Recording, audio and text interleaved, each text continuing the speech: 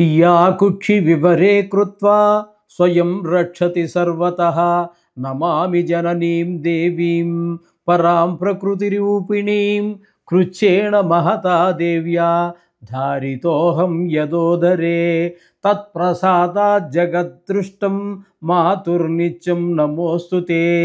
पृथिव्या यानि तीर्थानि सागरादीनि सर्वतः वसन्ति यत्र తానౌమి మాతరం భూతి హేతవే। మాతృదేవో భవ, పితృదేవో భవ.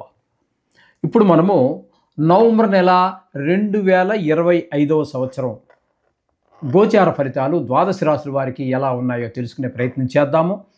అందులో ప్రథమంగా మేషరాశి వారికి ఏ విధంగా జరగబోతుంది ఈ నెలంతా, గోచార ఫలితాలు ఏ విధమైన ఫలితాలు ఇస్తాయి అనేటటువంటి తెలుసుకునే ప్రయత్నం చేద్దాము. ఇది కేవలము గోచార ఫలితాలే. దీనిలో ఎక్కువ గ్రహాలు అనుకూలంగా ఉన్నాయని మీరు సంబరపడవలసిన పని లేదు. అలాగే తక్కువ గ్రహాలు అనుకూలంగా ఉన్నాయని మీరు కంగారు పడక్కర్లేదు. ఇది కేవలము నెల ఫలితాలు మాత్రమే. ఇది ఎంత చేసినా దీని ప్రభావం 10% మాత్రమే. వ్యక్తిగత జాతకం అనేటటువంటిది 100కి 80% నిష్ణాతులైన వాళ్ళు చెబితే, అంతేగాని ఇందులో ఇప్పుడు మనం చెప్పుకునేది కూడా సశాస్త్రీయంగా చెప్పుకుంటున్నాము. దీనిలో నా కల్పనలు కానీ అభూత కల్పనలు కానీ మీరు కోటీశ్వరులు అయిపోతారని కానీ లేకపోతే బికారాళ్ళు అయిపోతారని కానీ చెప్పడం ఏమీ జరగదు. శాస్త్రం ఎంతవరకు చెబుతున్నదో అంతవరకు మాత్రమే మనం చెప్పడం జరుగుతుంది. ఇది గమనించుకోండి. కర్కాటక రాశి వారికి నవంబర్ నెల 2025 సంవత్సరం గోచార ఫలితాలు ఏ విధంగా ఉంటాయనేది సశాస్త్రీయమైన పద్ధతిలో మనం తెలుసుకునేటటువంటి ప్రయత్నం చేద్దాం. ఇక్కడ కర్కాటక రాశి వారికి జన్మంలోనే గురువు యొక్క సంచారం జరుగుతోంది. నిజానికి మిథునం నుంచి అతిచారం వలన కర్కాటకలో ప్రవేశించారు. ఏదేమైనప్పటికీ ఎక్కడ ప్రవేశించినప్పటికీ అక్కడి నుంచే దృష్టి ఉంటుంది కాబట్టి దీనికి చాలామంది ఏవో చాలా చెప్తున్నారు. ఈ అతిచారం వల్ల ఏదో అనర్థాలు జరిగిపోతాయని, కొంతమంది బాగా శుభాలు జరిగిపోతాయని కొన్ని రాశుల వారికి ఇట్లా ఏవో చెప్తున్నారు. నా పరిజ్ఞానం సహకరించిన వారికి నేను చెప్తున్నాను, ఈ అతిచారం వల్ల కానీ ఏ విధమైనటువంటి మార్పు ఉండదు. ఇది సర్వసహజం. సృష్టి మొదలైన దగ్గర నుంచి మన లెక్కకి అందనన్ని సార్లు అతిచారం జరిగే ఉంటుంది. అద్భుతాలు ఏవి జరిగినవి లేదు, అలాగే అనర్థాలు జరిగినవి కూడా ఏమీ లేవు. ఆ స్థానాన్ని, ఆ రాశి నుంచి ఏ స్థానంలో ఉన్నారో దృష్టి పడుతూ అక్కడి నుంచే కదా మరి ఉండేది, అక్కడే లెక్క అక్కడి నుంచే కదా తీసుకుంటున్నాం. అందుచేత అదే ఫలితాన్ని గురువు ఇస్తారు. నాకు తెలిసినటువంటి పరిజ్ఞానం సహకరించిన వారికి ఇంతవరకే. కాబట్టి జన్మంలో గురువు మామూలుగా గోచారరీత్యా యోగించజాలడు.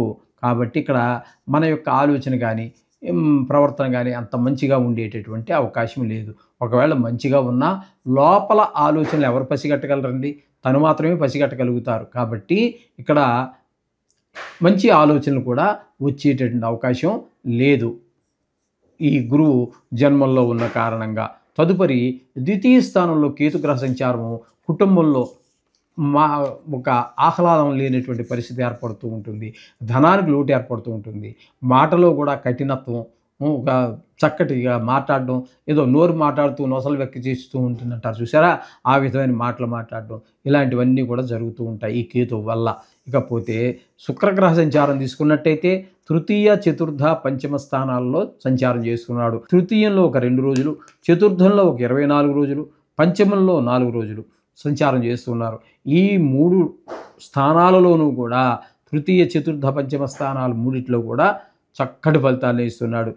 తృతీయంలో ఉన్నప్పుడు సహాయ సహకారాలు అందరూ అందిస్తారు. అలాగే చతుర్థంలో ఉన్నప్పుడు మీకు అమ్మగారి యొక్క ఆశీస్సులు బాగా లభిస్తాయి. అలాగే విద్య విషయంలో, గృహ విషయంలో, భూమి విషయంలో, వాహనాల విషయంలో, మన స్వభావం విషయంలో అన్నీ చాలా బాగుంటాయి, చాలా బాగుంటాయి. ఈ తదుపరి పంచమ స్థానంలో కూడా 4 రోజులు ఉన్నారు. అక్కడ సంతానం అంటే ఇక్కడ మొత్తంగా 3 స్థానాలలో ఉన్న కారణంగా ఇంట్లో కుటుంబ సభ్యులను కూడా మనకి సంతానం కూడా చాలా చక్కగా అభివృద్ధిలోకి వచ్చేటువంటి అవకాశం కనబడుతుంది. ఈ విధంగా శుక్రుడు మీకు 3 రాశుల్లో సంచారం చేయటం వలన మీకు అద్భుతమైనటువంటి ఫలితాలన్నీ కూడా వస్తాయి. శుక్రుడు అనుగ్రహం 3 రాశుల్లో ఉంది కాబట్టి మీరు షేర్ మార్కెట్లో పెట్టుబడి పెట్టేవాళ్ళు కూడా పెట్టుబడి పెట్టవచ్చు. అలాగే టీవీ రంగంలోనూ, సినిమా రంగంలోనూ ఉన్నటువంటి వారు, ఈ మీడియా రంగంలో ఉన్నటువంటి వారికి కూడా శుక్రుడు చాలా అనుకూలమైనటువంటి ఫలితాన్ని ఇస్తూ ఉంటాడు.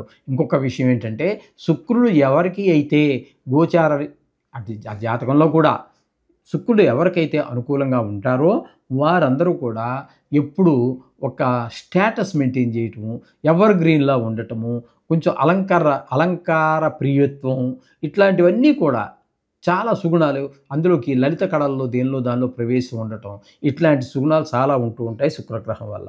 ఇకపోతే రవి సంచారం గనక మనం తీసుకున్నట్టయితే చతుర్థ, పంచమ స్థానాల్లో జరుగుతోంది. చతుర్థంలో 16 రోజులు, 14 రోజులు పంచమ స్థానంలో. ఈ 2 స్థానాల్లోనూ కూడా రవి అనుకూలమైన ఫలితాలు ఇవ్వడం. 4వ స్థానంలో ఉన్నప్పుడు అమ్మగారి ఆరోగ్య విషయంలో తగు జాగ్రత్త తీసుకోండి తల్లిగారిది. అలాగే విద్య విషయంలో భూమి, గృహము, వాహనము, స్వభావం ఇట్లాంటి విషయాల్లో కూడా జాగ్రత్త తీసుకోవాల్సి ఉంటుంది.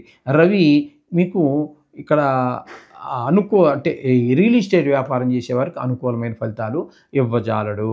అలాగే 5వ స్థానంలోకి వచ్చినప్పుడు సంతానం విషయంలో చదువు మీద శ్రద్ధ తగ్గటము ఇట్లాంటివన్నీ కూడా జరిగే అవకాశం మనకు స్పష్టంగా గోచరిస్తూ ఉంటుందండి ఇక్కడ ఈ రవి యొక్క ప్రభావం వల్ల. ఇక 5వ స్థానం దగ్గరికి వచ్చేటప్పటికి మీరు కుజుడు కూడా సంచారం చేస్తూ ఉన్నారు నెలంతా కూడా. 5వ స్థానంలో కుజుడు కూడా సంతానం మీదే, చదువు మీద శ్రద్ధ తగ్గడము, ఆటల మీద శ్రద్ధ పెరగటము, ఆటల్లో గాయాలు చేసుకోవటం, తద్వారా అనవసరమైన ఖర్చులు పెరగటం ఇట్లాంటి మనశ్శాంతి లేకపోవటం అన్నీ జరుగుతూ ఉంటాయి మన ఈ కుజుడి వల్ల. ఇక బుధుడిగా సంచారం తీసుకున్నట్టయితే 4, 5 స్థానాలలో సంచారం చేస్తున్నారు. 4వ స్థానంలో 6 రోజులు మాత్రమే వక్రగతి కారణంగా. అప్పుడు 6 రోజులు మంచి ఫలితాలు ఇస్తారు 4వ స్థానం కాబట్టి. అక్కడ సుఖస్థానం అంటారు. మనకున్నటువంటి ఈ వాహనాలని వాటిని మనం చక్కగా ఉపయోగించుకోగలుగుతాం. 5వ స్థానంలోకి వచ్చినప్పుడు ఇక్కడ ఇతను కూడా ఈ బుధుడు కూడా రవితో పాటుగా కుజుడితో పాటుగా ఈ బుధుడు కూడా పిల్లల విషయంలో మరి 3 గ్రహాల యొక్క దృష్టి పిల్లల మీద ఆటంకాలు కలిగిస్తూ ఉంటాయి. కాబట్టి ఈ ముఖ్యంగా ఈ కర్కాటక రాశి వారు తప్పకుండా పిల్లల మీద ప్రత్యేకమైన శ్రద్ధ తీసుకోవాలి. 3 గ్రహాల యొక్క దృష్టి పడుతోంది కాబట్టి. అలాగే ఈ కర్కాటక రాశి వారికి 8వ స్థానంలో రాహు గ్రహ సంచారం జరుగుతోంది. అలాగే భాగ్యస్థానంలో సంచరించేటటువంటి శని కూడా వక్రగతి కారణంగా 8వ స్థానాల ఫలితాలనే ఇవ్వబోతున్నారు ఈ నెల 28 వరకు. 8వ శని ప్రభావం ఎక్కువగా ఉన్నది. 8వ శని మనని అర్ధాష్టమ, అష్టమ, ఏలినాటి శని ప్రభావాలు బాగా ఇబ్బంది పెడుతూ ఉంటారు. కాబట్టి ఇక్కడ శని కూడా ఇబ్బంది పెడుతూ ఉన్నారు. ఇది గమనించుకోవాలి. అంచేత రాహువు శని కూడా అనుకూలంగా లేరు. ఇక్కడ మనకి కర్కాటకానికి కనుక మనం తీసుకున్నట్టయితే 1.5 గ్రహం మాత్రమే మనకి శుక్రుడు ఒకడు అనుకూలంగా ఉన్నారు. ఇక మిగతావన్నీ కొంచెం బుధుడు ఏదో కొద్ది రోజులు మాత్రమే అనుకూలంగా ఉన్నారు. కాబట్టి మీకు పాక్షికంగా 1.5 గ్రహం వేసుకుందాం, లేదా 2 గ్రహాల యొక్క అనుకూలత మాత్రమే ఉన్నది. కాబట్టి కొంచెం వీరు డబ్బులు ఖర్చు పెట్టే దగ్గర కానీ, మాటని ఖర్చు చేసేటప్పుడు కానీ, అంటే ఎక్కువ మాట్లాడకుండా, లేదా ఎవరికి హామీలు ఇచ్చేయకుండా, ఎవరితో ఎక్కువ మాట్లాడకుండా మళ్ళీ అవి ఈ గొడవలకి వాటికి కారణమయ్యేటువంటి అవకాశం ఉంటుంది. అందుచేత ఆయా విషయాల్లో తగు జాగ్రత్త తీసుకుంటూ మితంగా మాట్లాడండి, మృదువుగా మాట్లాడండి. ఖర్చు పెట్టే ప్రతి పైసా కూడా అవసరమా కాదా అని ఆలోచించుకొని ఖర్చు పెట్టినట్టయితే అన్నీ శుభంగా జరుగుతాయి. ఇప్పుడు ఏ గ్రహాలు మనకు ప్రతికూలంగా ఉన్నాయో తెలుసుకున్నాం కదా. కాబట్టి మనం నిత్యం పూజించేటటువంటి పూజలో మీకు ఇష్టమైన దేవుడిని కానీ నవగ్రహాలను ముఖ్యంగా ప్రార్థించడానికి ప్రయత్నం చేయండి.